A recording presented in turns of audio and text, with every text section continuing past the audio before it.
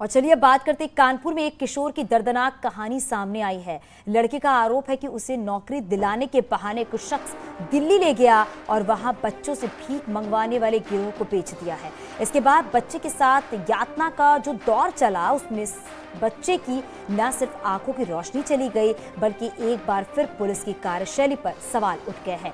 बच्चे का आरोप है कि दिल्ली में उसके साथ अत्याचार हुआ, नशीले इंजेक्शन दिए गए, जिसकी वजह से उसकी आंखें खराब हो गई। लड़का नौबस्ता इलाके का रहने वाला है और किसी तरह दिल्ली में गिरोह के चंगुल से पीछा छुड़ाकर अब बच्चा इंसाफ मांग रहा है। तो कानपुर से एक दर्दनाक कहानी जो सामने निकल कर आई है, वो हम आपको बता रहे हैं। हमारे सहयोगी ओम बाबू हमारे साथ जुड़ गए। ओम, इस खबर को लेकर क्या जानकारी मिल पा रही है? यह मानव तस्करी का बहुत बड़ा मामला सामने आया है, जिसमें बिहार के सीवान का रहने वाला रमेश मांझी यहाँ नौबस्ता में रहता है। यहाँ से एक परिवार उसको अपने पास ले जाता है और काम कराने के बहाने उसके बाद उसको बेच देता है 70,000 में दूसरे व्यक्ति को। जिस व्यक्ति को बेचता है वो उसको बंधक बनाकर रखता है अपने पास और उसके बाद उसको तीसरे आदमी दिल्ली में बेच देता है।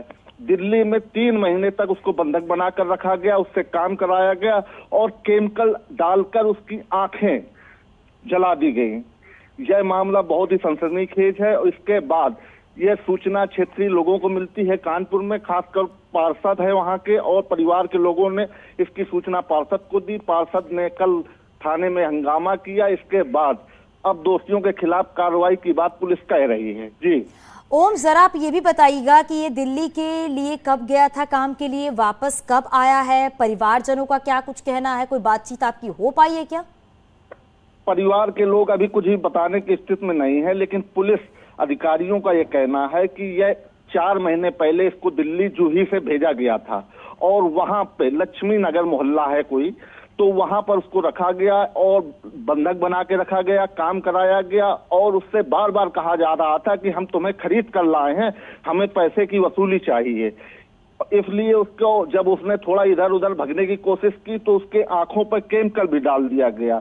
इसके बाद वहां पर लक्ष्मी नगर से वह भगकर वहां पर क्षेत्रीय लोगों की मदद से कानपुर पहुंचा। कानपुर सूचना आई और कानपुर से उसे लेने क्षेत्रीय पार्षद और परिवार के लोग गए। ओम, जरा ये भी बताइए, छोटा सा सवाल है मेरा आपसे कि जिस बच्चे को दिल्ली लाया गया, किसने इसको भेजा, क्या उसके बारे में कुछ पता चल पाया अभी तक?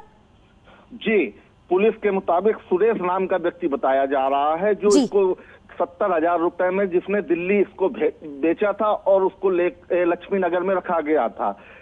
और इसी सुरेश की तलाश में अब पुलिस जुट गई है। पुलिस अधिकारियों का कहना जल्द से जल्द हम पूरी चैन जो इस मानव तस्करी में शामिल है सबको गिरफ्तार करेंगे।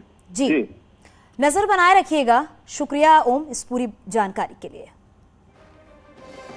तो कानपुर से अगवा कर दिल्ली लाया गया ये बच्चा, जो अपनी दर्द को बयां कर रहा है, जो अपनी कहानी बता रहा है कि किस तरीके से उसे बंधक बनाया गया, किस तरीके से भीख मंगवाने वाले गिरोह के जाल में फंसाया गया और उसके बाद इंजेक्शन जो दिए गए उससे बच्चे की आंख खराब हो गई है। हालांकि अब किसी तरीके से अपनी जान छुड़ाकर वो वापस पहुंचा हुआ है, अपने घर पहुंचा हुआ है, जहां पर उसके परिजन उसके साथ हैं। हालांकि परिजन की तरफ से अभी कुछ भी नहीं कहा गया है और जिस शख्स ने इस बच्चे को दिल्ली भेजा था, पुलिस अब उसकी भी तलाश कर रही है।